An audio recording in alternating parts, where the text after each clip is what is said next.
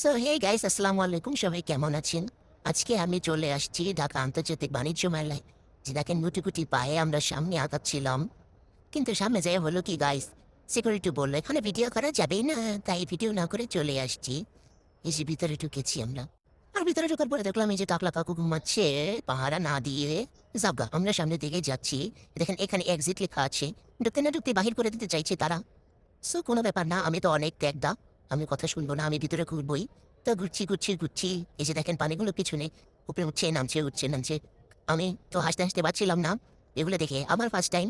তো আমি অনেক মজা পেয়েছি। এই যে চারপাশটা ঘুরে দেখেন কত সুন্দর, কত সুন্দর। আর আমি অনেক সুন্দর, যেখানে আমি যাই ওই জায়গাটা সুন্দরই হয়। তো গাইস, আমরা ভিতরে যাব। এই যে দেখেন, ওয়াও, সুন্দর তো অনেক। ওই যে দেখেন বড় বড় করে লেখা আছে ঢাকা আন্তর্জাতিক বাণিজ্য মেলা 2026। ঠিক আছে, আপনারা সবাই মিলে আসবেন। ও মা, আমার ফুলটা থেকে পড়ে গেল। কোনো ব্যাপার না, তুলে আবার মাথায় দিব এবং কি চলে যাব। এবার আমরা ভিতরে যাব। গাইস, এতক্ষণ ভরে আপনাদের বাহিরটা দেখালাম, তো এখন তো আমি চলে যাচ্ছিলাম গুটি গুটি পায়ে মার্কেটের ভিতরটা দেখাবো, মানে মেলার ভিতরে তো ভুলে যাই সবসময়। এই যে দেখেন আমি ভিতরে চলে আসছি। ও, সুন্দর সুন্দর ছেলেরা আছে এখানে, দেখে ও মা কি সুন্দর। তবে আমাকে অনেক সুন্দর লাগছিল। এখান থেকে আমি ফার্নিচার নিতে চেয়েছিলাম, কিন্তু এত টাকা আমার নেই।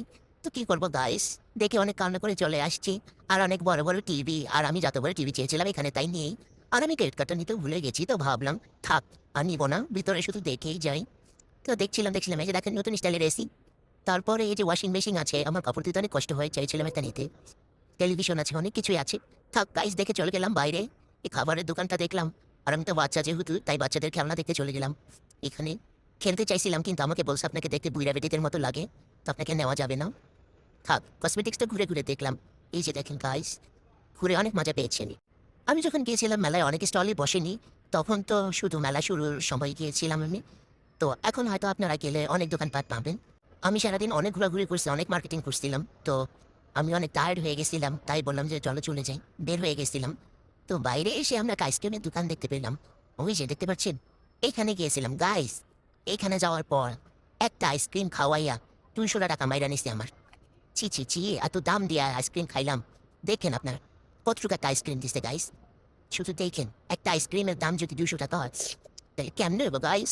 এখানে মেলায় যায় মানুষ সস্তায় জিনিস কেনার জন্য, আর এখানে তারা একটা আইসক্রিম দিয়ে 200 টাকা মাইরা নিল। ও নো। তো মেয়েগুলো আবার আমাকে বলতেছিল যে আপু কোন ফ্লেভারটা খাবেন, তো আমি ভাবছিলাম যে আমার তো স্ট্রবেরি ফ্লেভার অনেক পছন্দ। তাই বললাম এই যে গোলাপি রঙেরটা আছে না, গোলাপি রঙের আইসক্রিমটা, ওইটাই আমার দেন। ঠিক আছে। পরে ইটখানি একটা আইসক্রিম এরিয়া উঠাইয়া দিল, দিয়ে এই যে দেখেন, সি সি সি, এটাই বলে 200 টাকা। আপনারা ভালো থাকেন, যাইয়েন, ঠিক আছে। আর মনে করেন যে ভালো মতন দামি দামি জিনিস কিনবেন, প্রচুর দাম।